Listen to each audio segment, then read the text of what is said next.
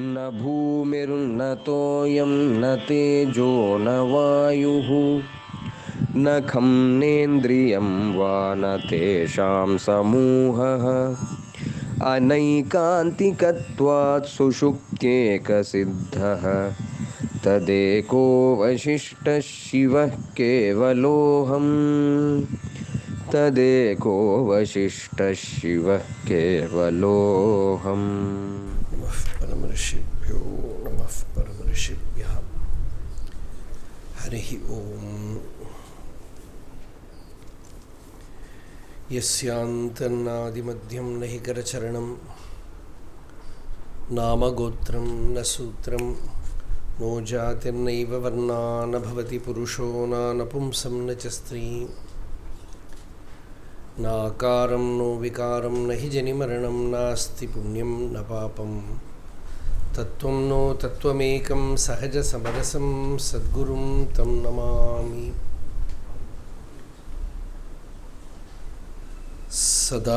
सदाशिवसमारम्भां शङ्कराचार्यमध्यमाम्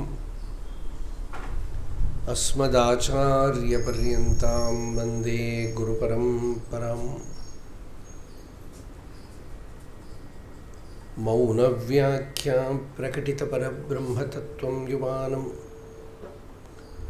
वर्षिष्ठान्तेव सदर्शिगणैः आवृतं ब्रह्मनिष्ठैः आचार्येन्द्रं करकलितचिन्मुद्रम् आनन्दमूर्तिं स्वात्मा रामं मुदितवदनं दक्षिणामूर्तिमीडे वेदान्तार्थविभासकाय यतये शान्ताय सन्न्यासिने नानावादिनगेन्द्रसङ्घपवये योगीन्द्रवन्द्याय च मोहध्वान्तदिवाकराय भगवत्पादाभितां बिभ्रते तस्मै भाष्यकृते नमोऽस्तु सततं पूर्णाय बोधात्मने अपारसच्चित्सुखवारिराशेः यस्योर्मिमात्रं भुवनं समस्तं गुहाहितं तं रमणं गभीरं चिन्ताविहीनं हृदि चिन्तयामि। देहं मृण्मयवज्जडात्मकमहं बुद्धिर्न तस्यास्त्यतो नाहं तत्तदभावसुप्तिसमये सिद्धात्मसद्भावतः कोऽहं भावयुतः कुतो वरधिया दृष्ट्वात्मनिष्ठात्मनां सोऽहं स्फूर्तितया अरुणाचलशिवः पूर्णो विभाति स्वयं योऽन्तः प्रविश्य मम वाचमिमां प्रसुप्तां सञ्जीवयत्यखिलशक्तिधरस्वधाम्नाम् अन्यांश हस्तचरणश्रवणत्वगादीन् प्राणान्नमो भगवते पुरुषाय तुभ्यम्।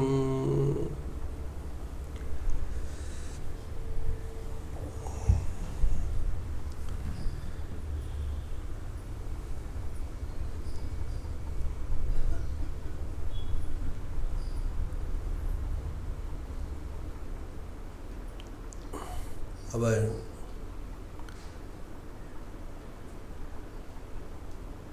Chaturmasya Swadhyaya Yajna continues, and we are listening to Shankara Bhagavatpada's life and teachings.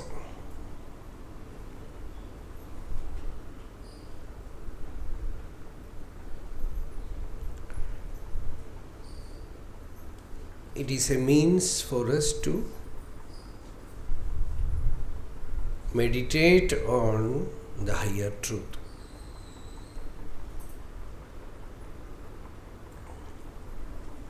Because Acharya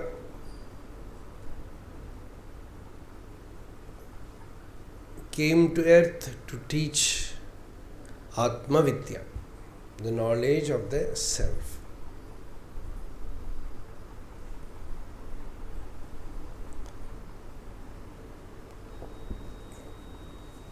Atmajnana Vihina Mudhaha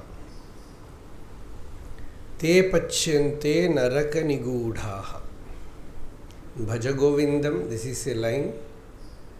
Those who do not have Atmajnana, without the knowledge of the self, one's life, whatever you may be having, very wealthy life, very healthy life, with all that, life will become something like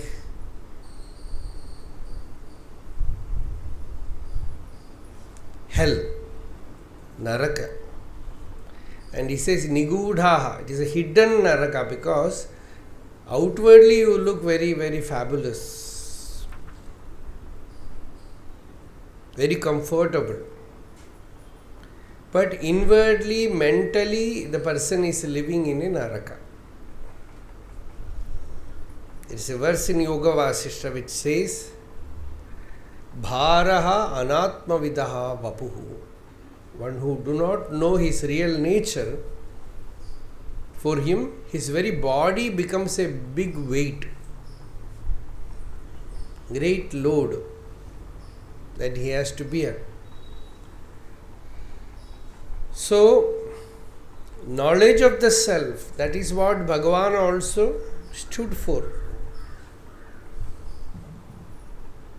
All his life, Bhagavan taught only that. Know yourself. What is your real nature? You need not know anything. Find out who you are. What this I is. You confuse it with the body or mind. Deham, pranam, api indriyani, api chalam buddhim cha shunyam vidhu. You have the misapprehension that you are the body, you are the mind, you are the ego. Remove all that from your awareness, then you will find that you are full, you are whole. Your very nature is bliss, peace.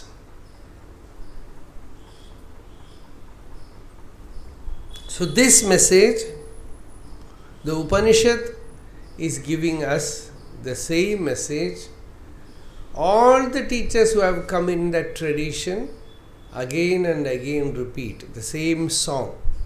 Bhagavad Pada says it is the drum beat of Vedanta. Vedanta Dindimaha, the kettle drum of Vedanta.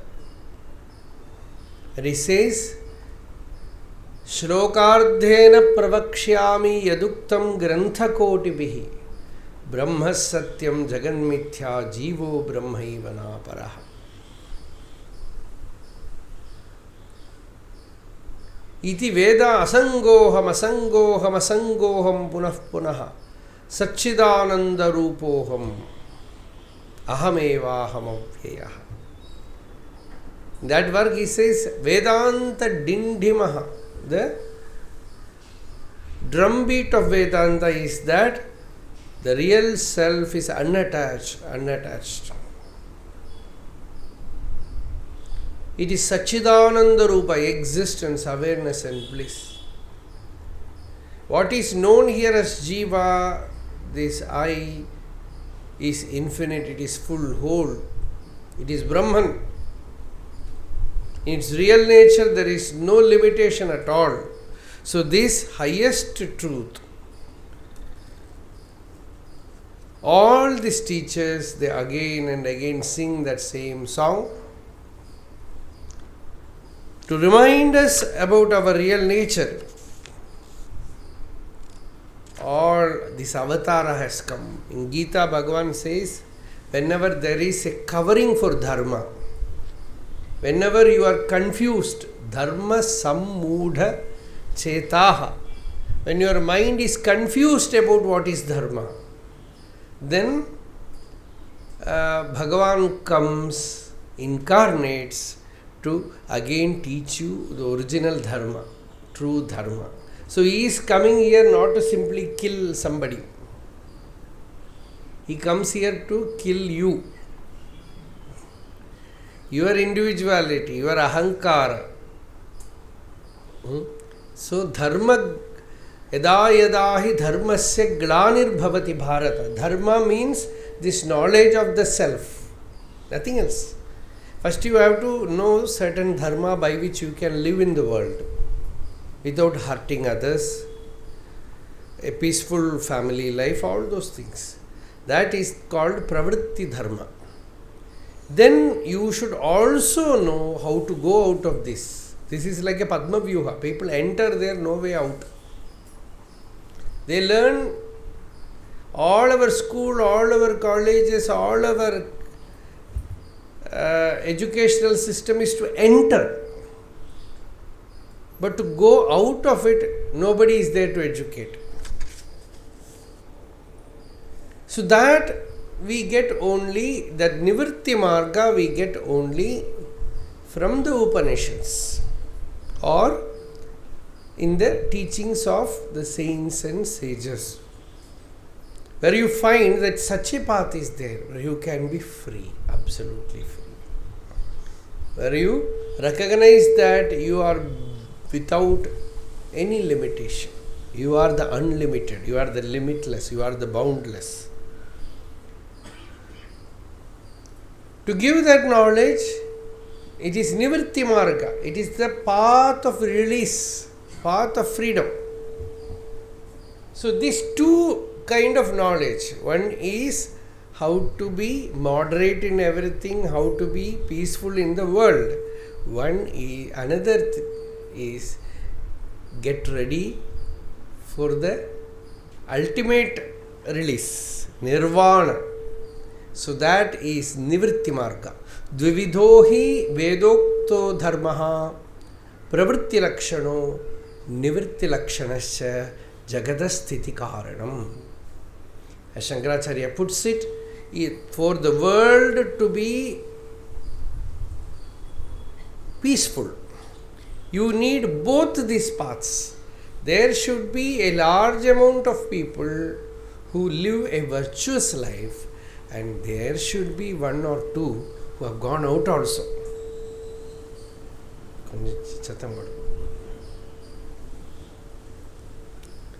You cannot find such people who have gone out. Everywhere you cannot find such people. So one or two will be there who have jumped out of this wheel. They have gone out of this cycle of janana, marana. They stay there to tell you that it is possible. It is possible. So such revelation is needed. So these two paths, pravritti dharma and nivritti dharma, they together make the Vedic dharma. Generally, our traditional acharyas, they will speak only about such things like you should be truthful, you should do all the rituals, you should have a disciplined life, you should at least chant Bhagavan Nama, simple bhakti, because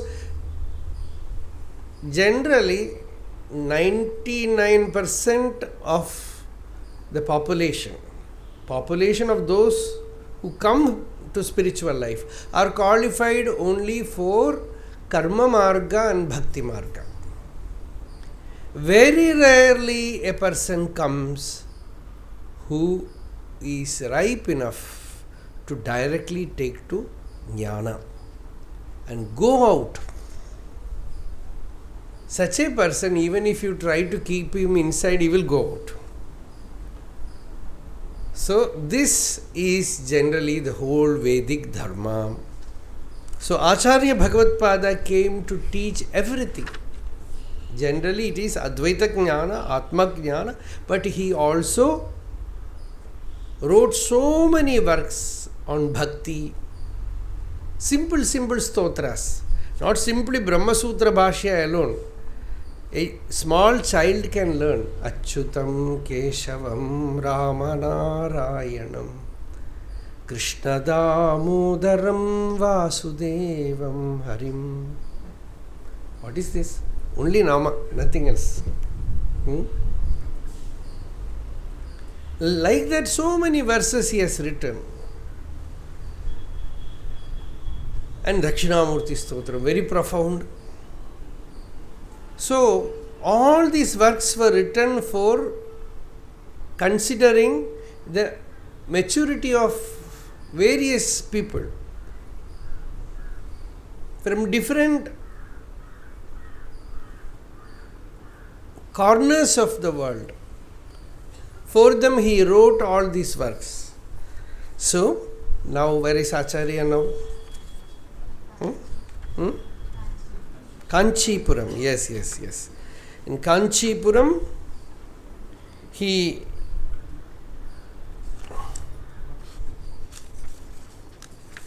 there was a debate in Kanchipuram, and we already spoke about it, right?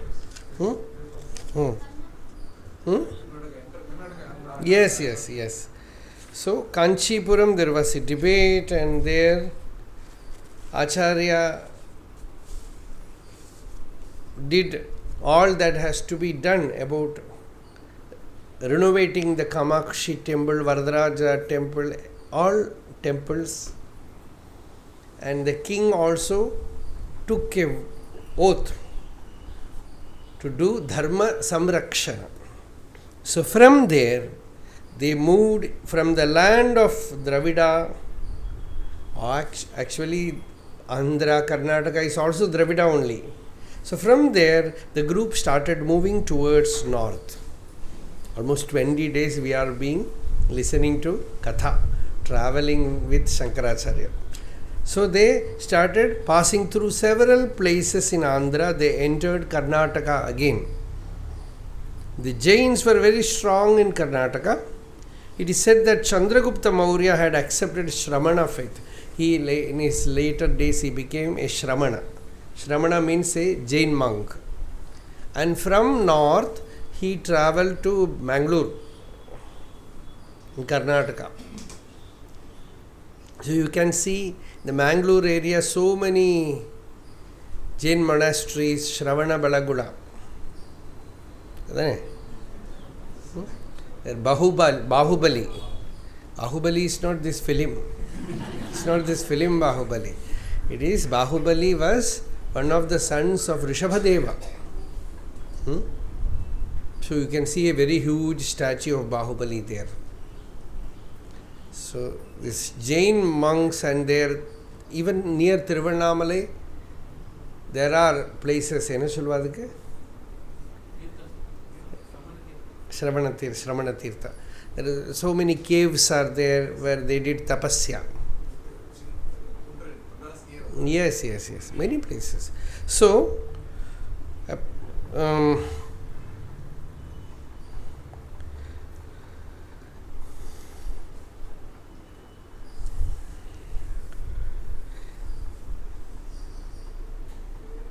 Rishabhadeva also walked towards south, entered the Kutakachala in Mangalore. Very, very inspiring meditative form. You can see Rishabhadeva just moved like Sadashiva Brahmendra, Avadhuta, naked.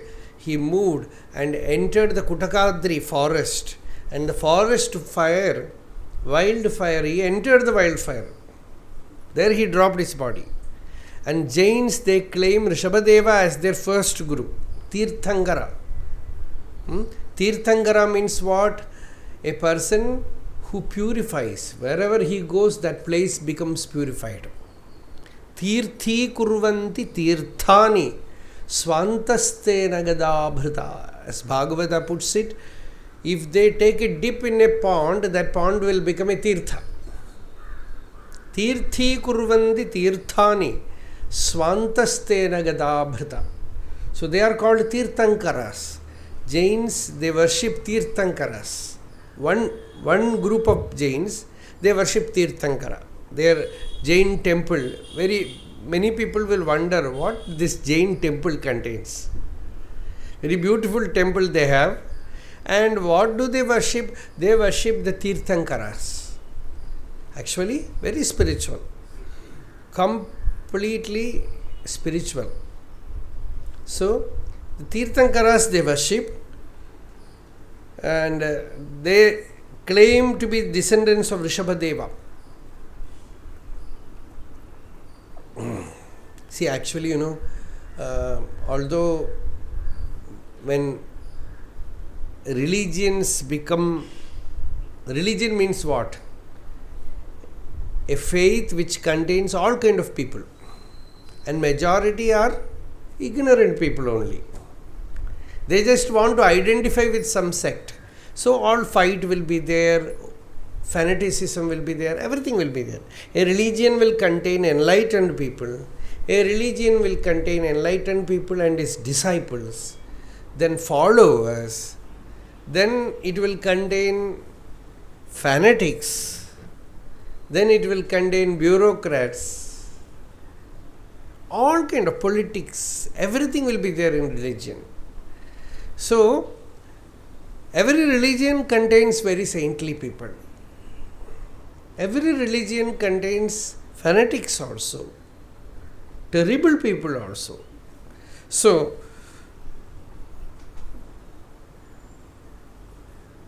there were Kapalikas, we saw in Andhra Pradesh, we saw Kapalikas.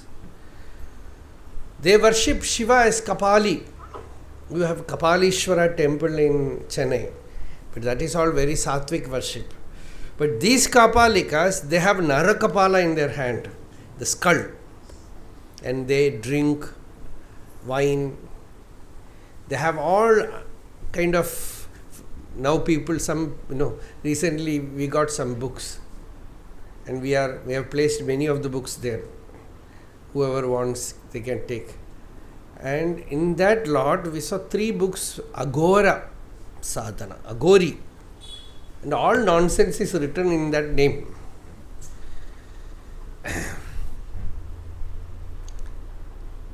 Aghora actually means Shiva, peaceful form.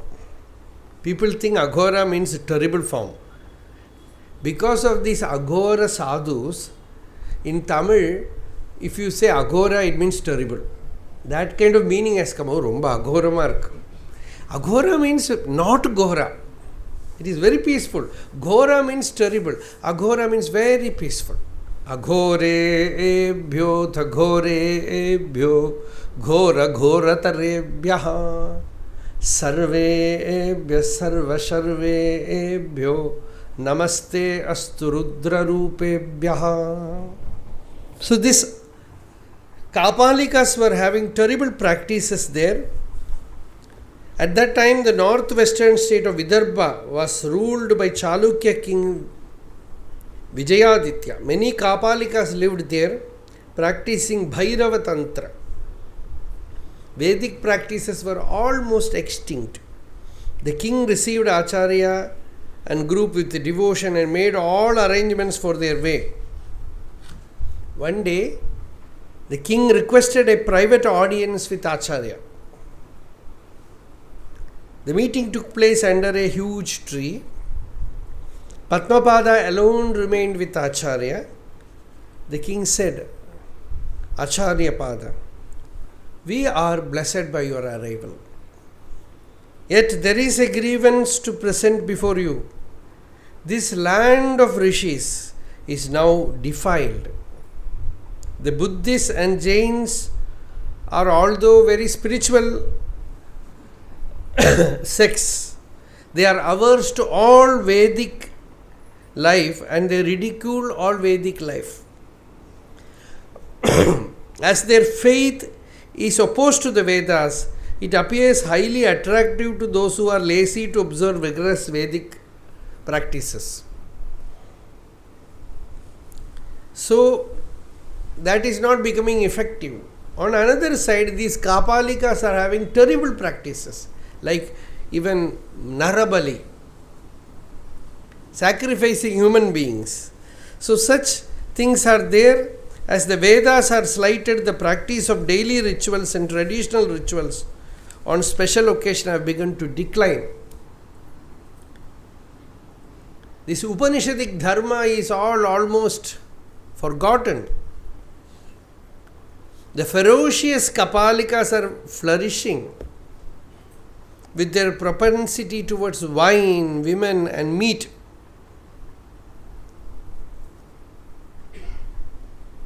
Even kings are afraid to oppose them, because they do all these things in the name of religion.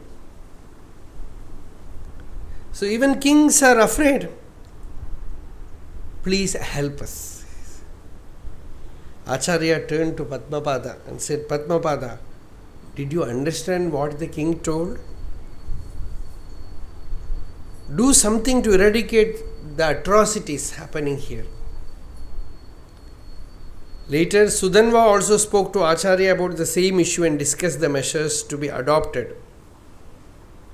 A place near Karnataka was the stronghold of Kapalikas, and their leader, we already heard his name. His name was Krakacha Bhairava. His name was Krakacha Bhairava, who propagated the Kapalika faith throughout the country.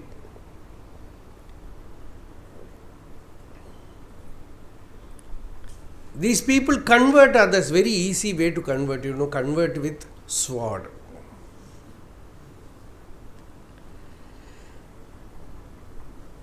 They are the people who appointed the Ugra Bhairava to kill you. Although it was Sudanva's kingdom, it is the kingdom of Sudanva, and he is moving with Sankaracharya. Better to go away. So he could not do much to curb the evil. This was because the Kapalikas practiced their atrocities in the name of religion. However, when Acharya decided to go there, Sudanva said, Lord, I will follow you with my army. There is nothing to fear. Who is? The king is telling Sankaracharya, you need not, because he has not done anything all these days. Now Sankaracharya is moving to that place, and he comes and says, I will come. All these army people, Army means, in those days, we do not know. When British came to India, especially in many places in South, the kings have namesake army. Nothing. Generally they used to make fun. They will stand with the javelin so that he will not fall. To hold that. So, very poor people. So such army, with that army, Sudanva is following Acharya. Lord, I will follow you. Then profoundly still as waveless ocean, Acharya smiled, and that smile spoke volumes. Where is fear for one who is established in fearlessness? The king felt little embarrassed and said with a shy smile, what I said is as ridiculous as Sugriva's motivational words to Sri Rama. In Valmiki Ramayana, King Sugriva, he goes to Rama and he tells Rama, we will catch hold of Ravana and we will bring Sita, don't fear. And he gives advice to Rama, you should not succumb to sorrow. Shoko nashayate shauryam, shoko nashayate shrutam. Very touching scene. After the Sugriva's advice, Rama holds his hand and says, what a great friend you are. You are giving me timely advice. So here Sudanva says that I myself dare to enter that place now only because of thy arrival. Otherwise I would not have dared to go there. After making necessary arrangements, the Digvijaya group proceeded towards the land of the Kapalikas. Majority of the householders who had joined Acharya for the pilgrimage backed out. This is Swabhavokti Alankara, family people, all these people will go. When a great Acharya comes, they will go with banana, coconut. That much we can do. right? We will go there and abhivadaye, everything we will do. But if there is some trouble, then you will see their siddhi vanish. Nobody will be seen there. So all these people slowly vanished. They all vanished because they smelt danger. How can we... he is a sannyasi, he can go. These monks, they have no wife, children, nothing. They can go anywhere. How will we go? We have many things there. So they simply backed out. The king joined the group with his army at the front and rear of Acharya's entourage. Acharya did not oppose because it is his dharma. So he just allowed. Thinkers of all age have reflected upon the necessity of religion. Theists and atheists, Nastika, Astika, everyone, rulers and common folk, scholars and laymen have all argued both for and against it. When the inner experience of the knower of truth spreads among the common people, it becomes a doctrine, belief or opinion, and gradually gets consolidated into a religion. It was the experience of Bhagavan Buddha that later on branched into various versions of Hinayana and Mahayana, ranging from Nirvana to Tantric practices.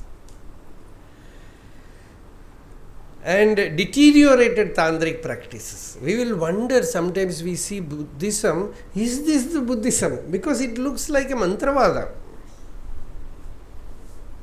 All Tantric practices, all these things come there. So, while religion belongs to the realm of the mind, realization belongs to the realm of truth, existence and consciousness. Therefore, they are entirely dissimilar. But there will always be some form of religion that is a refuge to the masses who are generally ignorant of the highest truth. Some cultural background. Swami Vivekananda said, true spirituality is only for the few. The rest will have some drill time religion, some standing up and sitting down. That is also needed. Something to follow, something to do. So, therefore, they are, as long as the mind exists, there will be sattvic, rajasic and tamasic practices in all religions.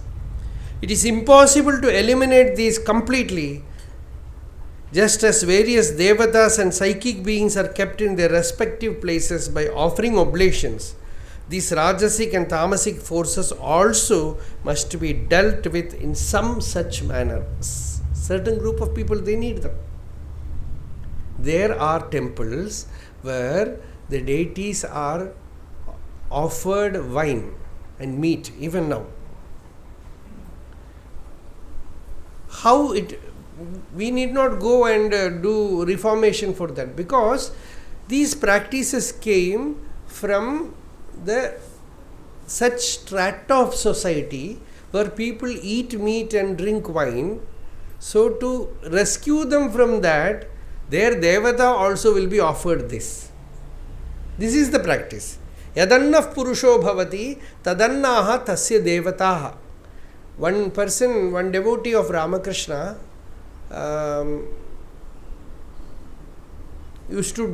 was a drunkard, used to drink a lot. Kali Krishna Ghosh. So, he said, I don't know how to stop this. I cannot give up. Ramakrishna said, first you offer this to Kali and drink. So anyway you are drinking, you offer it to Kali and drink. He started doing it and it became bhakti to Kali. Kali becomes his friend. Sometimes these drunkards, they need somebody else also. So you drink, Kali on that side and you this side, what they will do like this, So you can. So after that divine touch, slowly he gave up drinking habit.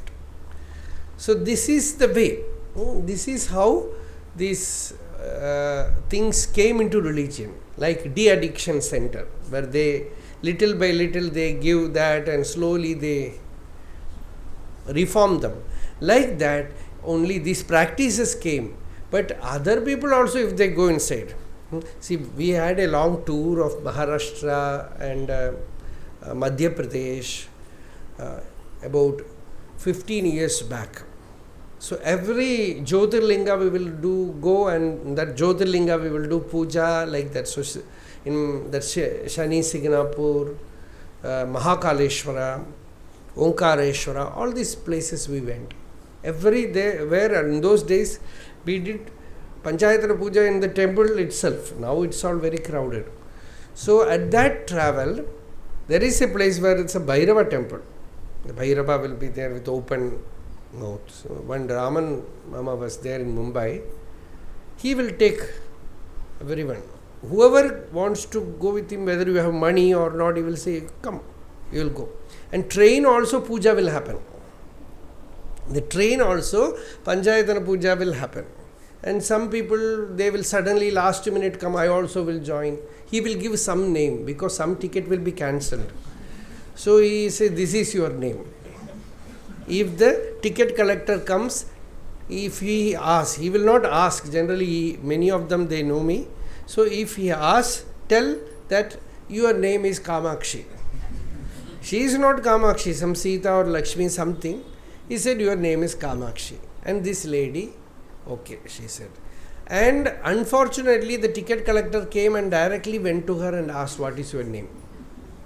She said, I will go and ask him. She went to him and asked, what is my name? And he managed. He said, this is an old age home. He is running old age home. They are all senile. So forgot the name. So this Bhairava temple there, they will pour wine into the mouth of Bhairava, liquor. And this person, very saintly person, was taking us. He warned all these people, they will give prasadam, don't take. And many of them, they won't hear. Deaf. And some of them went and with so much bhakti.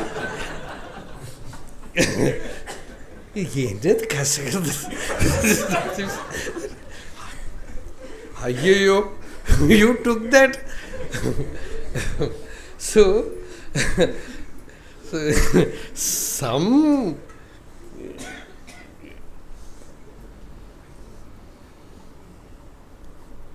perverted culture, something will be there. For one group of people, it is perverted culture. For one group of people, it is a reformation step. So that is the thing. From that, generally, this degradation comes. So,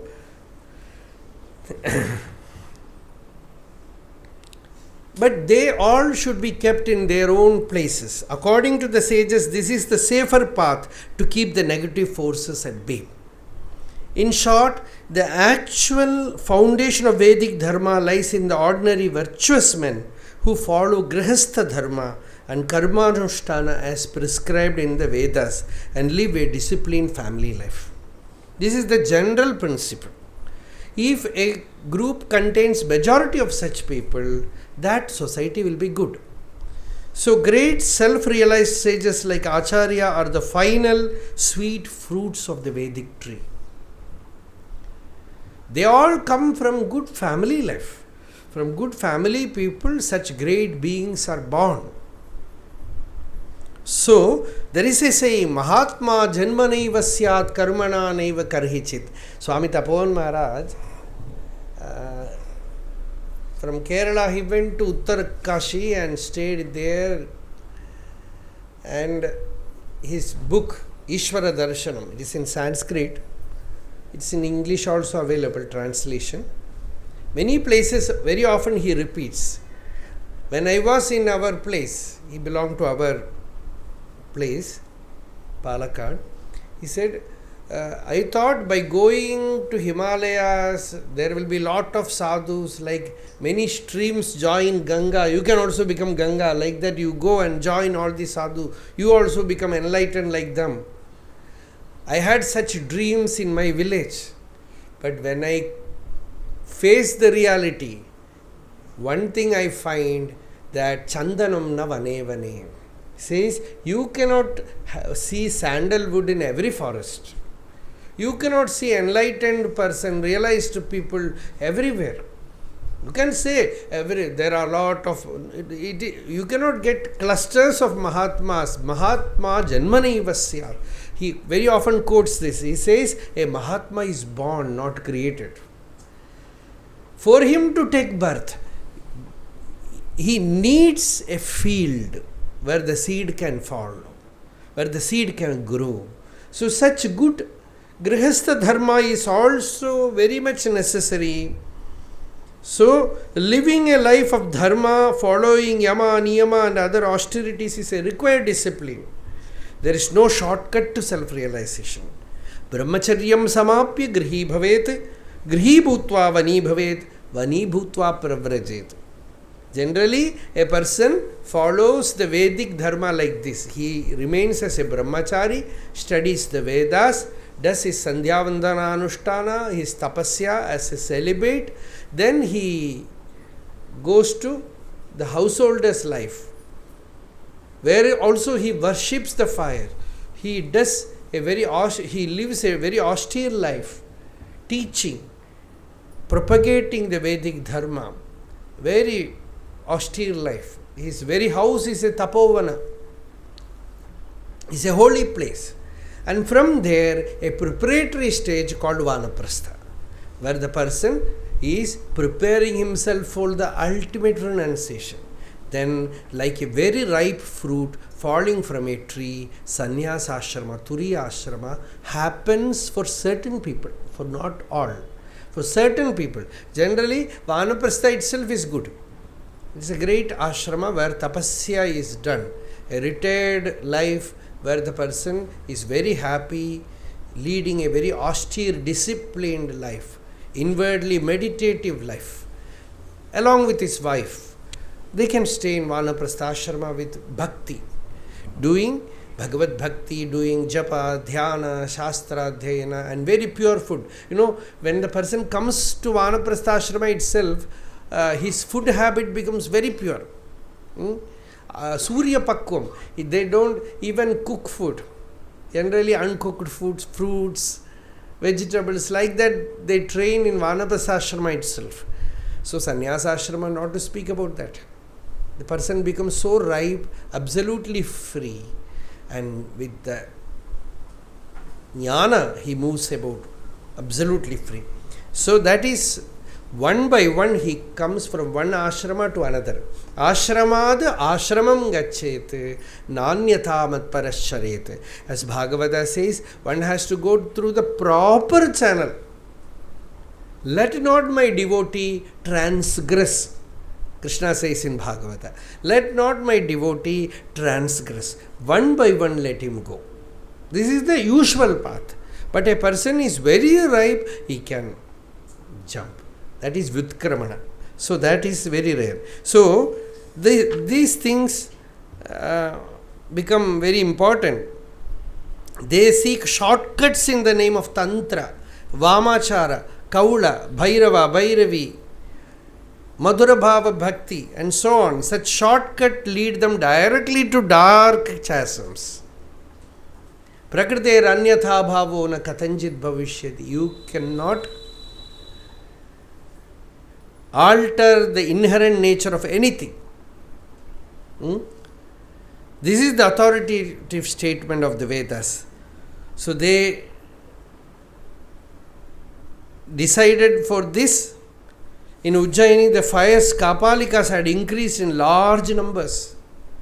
There is one Sanskrit drama by Bhasa. He is a very ancient poet, more ancient, older than Kalidasa. One of his well-known plays, Matta Vilasa Prahasanam. In that drama, this Kapalika culture is all depicted. So, Acharya and Guru proceeded towards the domain of Kapalikas. Krakacha, the leader of the Kapalikas, was the ruler there. He is literally the king there. He had already prepared himself for the encounter. He came to know that Sankaracharya with the king, with all his retinue, is coming here. There was much agitation among the Kapalikas when they came to know about the arrival of Acharya and his group. After walking a great distance, Acharya and his followers rested by the side of a lake. This time, this Bhairava, Krakacha, with some of his followers, came out of his land. His body was smeared with smashana bhasma. This Kapalika worship also is there in Shaiva. Kashi you go, night they will worship with smashana bhasma. Vishwanatha will be worshipped with fresh smashana bhasma. It is a message, silent message, that burn your body in the fire of Jnana. In that you can see Shiva. So, holding a human skull in one hand and a spear in the other, Trishula, with blood red clothes and garland of Kapala and hibiscus flower, all red color. He presented a gory sight. His companions too looked equally gruesome. Acharya's serene appearance did not make any impact on the fierce and cruel Kapalikas. Krakacha was fully accomplished in his own sadhana. He was also a sadhaka and had the determination to fulfill whatever he wanted. He spoke to Acharya in a loud and harsh voice, in a language that was a mixture of Prakrit and local dialect. He said, "How dare you enter my kingdom? If you have come relying," see, king is there. He says, "If you have come relying on Sudhanva's might, you are mistaken. He is only a servant of mine." He is telling that king is only a servant of mine. Although the king was extremely annoyed, he kept quiet out of respect for Acharya. Krakacha, after observing Acharya from head to foot, remarked, "It is good that you are wearing the ashes. But why are you holding a kamandala instead of a human skull? You may be of the opinion that performing Bhairava Puja with human blood, skull, wine, etc. is wrong. Is not blood a part of the body? What is wrong with wine? Are not the householders living with women? You are foolish to leave all this and take to ochre robes. This is my kingdom. Here what I order alone is dharma. Your Brahmanical cult is not acceptable to us." He then roared at Sudhanva, "I command you to go away from here, taking these bhikshus along with you." Immediately the king's soldiers became ready to attack. Acharya remained tranquil. Seeing the strength of king's army, Krakacha retired for the time being. However, he returned that night with a group of Kapalikas. In the combat that ensued, some Kapalikas and a few soldiers were injured and some even lost their lives. Meanwhile, the army of the Chalukyas also arrived. Some more people came. Krakacha was terrified seeing the large army. Anxious and agitated, the Kapalika rushed towards Acharya and said, "You do not know how mighty I am." When this Krakacha came forward, King Sudhanva with sword and with his army, he also came forward. Something funny happened. This person, he started chanting some mantra, and he had this skull in his hand. Suddenly it got filled with wine. He drank it. This king slowly withdrew. Because all this magic is happening, he just slowly withdrew. To everyone's horror, the empty skull mysteriously filled up with some strange concoction. Acharya remained indifferent as if nothing had happened. Krakacha drank the sura from the skull and started invoking Samhara Bhairava. Kala Bhairava, Ashtanga Bhairava, Samhara Bhairava, Ruru Bhairava, Krodha Bhairava, Kapala Bhairava, Rudra Bhairava, Unmattabhairava. All these Bhairavas he invoked. On hearing such terrifying incantations, Sudhanva was frightened and told Acharya, Lord, these are asuras accustomed to sorcery and occult practices. They have various evil forces at their command. They are murderers. They do not deserve even your shadow to fall upon them. It is not right for you to stand here. Acharya did not respond, but remained in majestic silence with a faint smile blossoming on his face. There was a kind of sadness in Acharya's face, seeing the situation. The Kshatriya king felt ashamed of his own cowardice. Sureshwara said to Sudhanva, O king, we often forget that Acharya Pada is Shiva himself, Lord himself. Wait and watch. None of Krakacha's invocations worked. He was surprised that none of his insidious tricks had any effect. Even the other Kapalikas who expected the manifestation of Samhara Bhairava to attack Acharya were disillusioned. Sometimes, the Jnana tapas is so powerful. There was one great saint in Kashi,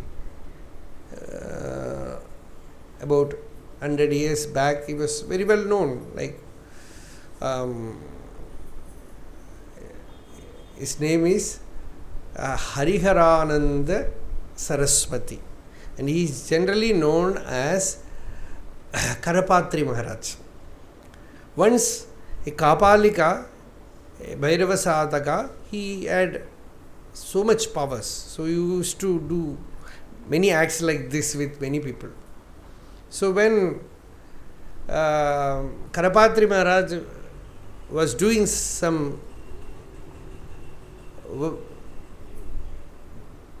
reforming work, purifying work like this person came and objected, and he started doing his mantravada. Then Karapatri Maharaj said, you come here. He was also Dandi Sannyasi. He took his danda and kept it in front. He said, now whatever mantra you want, chant. You can do any, I am not going to do anything. Whatever mantra you want to do, do. Saying this, he just sat in Virasana, just quiet, chanting Pranava, he just sat quiet. After some time, this person swooned there. And all his mantras were taken away from him, because he chanted and everything went away. So, certain Mahatmas, when they have the divine mission, Ishvara gives them that courage, that power.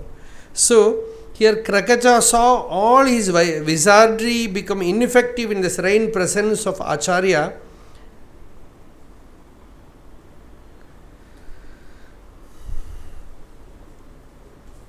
Even the other Kapalikas who expected the manifestation of Samhara Bhairava to attack Acharya were disillusioned to see that Krakacha's chants were of no avail and proved to be mere ludicrous acrobatics.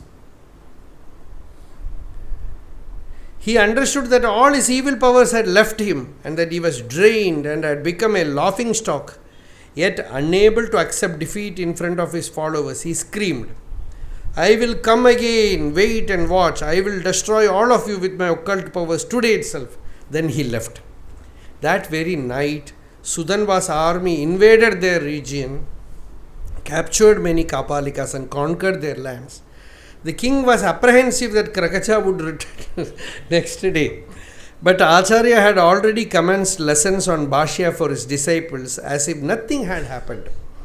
Acharya's supreme tranquility was as formidable as the Kodanda bow of Sri Rama, the Sudarshana Chakra of Krishna, and the Pinaka of Shiva, and his inner peace was impenetrable.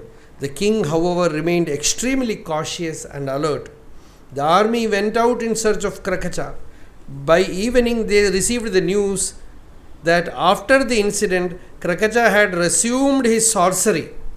However, as it had provoked Bhairava's fury, he became mad and killed himself by jumping into fire. The king did not believe this. He continued the search as he felt that this was Krakacha's ploy to escape. Within a week, several Kapalikas of that place were seized by the king. Many who had been forcefully converted to the Kapalika faith took refuge in Acharya, made atonement and became purified. This is Paritranaya Sadhunam. It's a great work, teaching spiritual message is comparatively easier, very peaceful, calm. But if you have to enter into this society and work, that is very difficult. So many problems a person has to face. So many diverse faiths. Occult powers acquired by tantric and other deliberate practices can never lead to peace. In fact, such siddhis are vague, inward obstacles that block the mind from merging in the heart. Patanjali says, Upasargaha, Samadhau Upasargaha, Vyuthane Siddhayaha. They are inner blocks, but outwardly they look like siddhis. So, after this, one more Bhairava came, Unmattabhairava. So, he also came and spoke very filthy language and very filthy culture he had. There also Acharya was shocked to see such degraded state. His life and what kind of culture they are practicing. Acharya said, you may go. I do not see any way of saving you. If a drop of buttermilk is added to a huge pot of milk, the buttermilk will never become milk. Instead, the whole milk will get curdled. Likewise, if you people are allowed to mix with the virtuous, it is indeed not good for them. Saying this, Acharya rose and went inside the hermitage. Unmattabhairava and his group left the place. After some time, Acharya called Sureshwara and said, for us who have lived in the healing solitudes of Omkareshwara and the Himalayas, fragrant with the sacred presence of innumerable sages, it is extremely painful to see the perverted and demoniac tendencies of the human mind. That is why it is not advisable for monks to live amid worldly people. It is not possible for us to reform the worldly.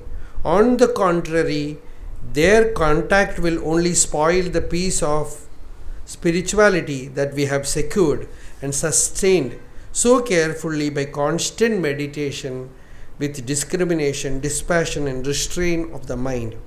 We are wondering if we should continue this Digvijaya at all. Sage Narada says in Bhakti Sutra that evil company must be avoided at all costs. Blessed is the sage who, wearing only a loin cloth, lives in solitude by the river banks and caves, happy in dispassion and without any contact with people, and uninterruptedly meditates on the effulgent self shining within the heart cave. Thus, a strong current of dispassion coursed through Acharya's mind.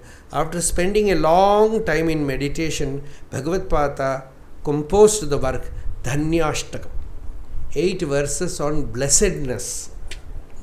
He says that spiritual life is blessed. So, Dhanyo Dhanyas Tridhanya, Dhanyam Dhanyam Tridhanyam Bhava Bhaya Shamanam Hi Aishwaram Darshanam Yat. That Bhava Bhaya Shamanam, escape from all this worldly trouble, attaining the knowledge of the self and remaining peacefully in solitude. Such a person is really blessed. Tad jnanam prashamakaram yat indriyanam tat jneyam yat upanishatsu nishitartham te dhanyaha bhuvi paramartha nishitehaha sheshastu brahmanilaye paribhramanti. Tat jnanam, that is true jnanam. Yat prashamakaram indriyanam. Some who have attained jnanam, they say we have jnanam, but their senses are all agitated. They are all addicted to the sensory pleasures. What kind of jnanam is that? It is not jnanam. Tat jnanam yat prashamakaram indriyanam. That puts the senses in order, in peace. That is true jnanam. Tat jneyam. That is to be known. Yad upanishatsu nishchitartham. That which the Upanishads speak about. That which is confirmedly the opinion, the teaching of the Upanishads. That is Jiva Brahmaikya. The Jiva is Brahman. What is your real nature is absolutely free. Nitya Shuddha Buddha Mukta Swabhavam Brahma. That is to be known. Te Dhanyaha. They are indeed blessed, who have come to that realization with absolute firmness. Paramartha Nishchitehaha. Those who have not come to this spiritual life, they wander about in delusion. Brahmanilaye paribhramanti. They wander about. The rest are caught in the whirlpool of confusion and ignorance. If there is no spirituality, if there is no Bhagavad Bhakti, if there is no Satsanga, what is the use of this life? You have so much money, you have so much chance for enjoyment, everything. Tatakyum, tatakyum, tatakyum, tatakyum. What is the use? What is the use? What is the use? What is the use? So without this spiritual life, no God, no worship, no bhakti, no Ishvara. Suresha lokopi na tatsevyatam. Bhagavata says, even if it is the world of devas, don't go there. No satsanga means don't go to that place. No worship of the Lord. No, don't go and even drink a glass of water from that place.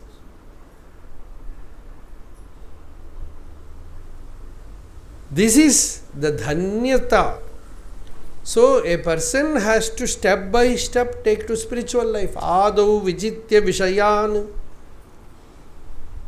mada moha raga dveshadi shatruganam ahridayoga rajyaha Nyatva matam samanubhuya paratma vidya kanta sukhavana grihe vicharanti dhanyaha. In this work, Acharya speaks about the knowledge of the self and absolute renunciation and freedom of a Jivan Mukta, a liberated being. That Acharya speaks here. He wrote this. Acharya repeatedly glorified total dispassion, living in solitude, drinking the nectar of the Upanishadic truths, life of renunciation and so on. Ardent seekers who have developed a taste for Vedanta must not live among worldly people. Living in constant contact with worldly people and sensual objects will result in the clouding of self-awareness and will make even serious seekers go astray. Be in constant contemplation of the Atman. Think about it. Converse only about it. Contemplate and meditate on it. Merge in the waters of auspiciousness, peace and love of the self. Be vigilant as if walking on a razor's edge.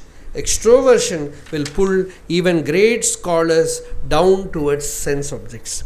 Even if one quotes hundreds of Vedic statements and analyzes their meaning, he will not be liberated if he yearns for name and fame and wealth, consumes meat and lives an unrighteous life. Ekante sukhamasyatam paratare chetaha samadhiyatam.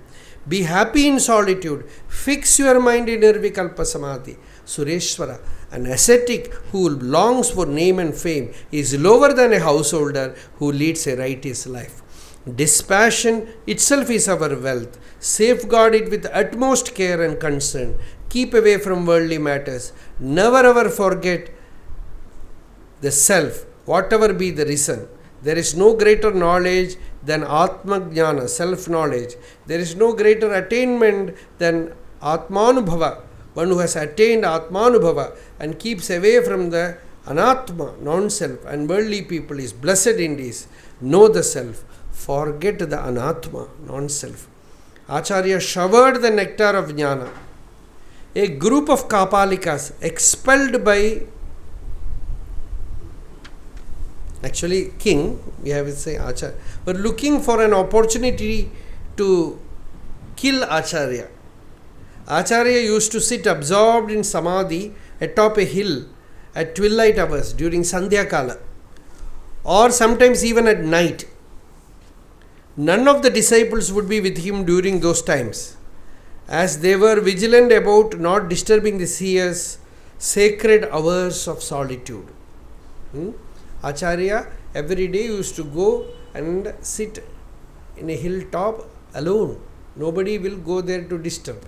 These Kapalikas had a meeting. They said, we will go there. He said, there is one disciple, he will change himself as a lion. So that difficulty is there. We don't know what all shapes they will take. So they said, better go when he is alone and finish the job. So the Kapalikas somehow came to know about this. Some fierce among them plotted to utilize this opportunity to kill Acharya. In the dark of the night, these murderous men stealthily climbed the eastern side of the hillock. Seeing Acharya from a distance, they approached him from behind. Acharya was not wearing the usual ochre robes, only a loin cloth.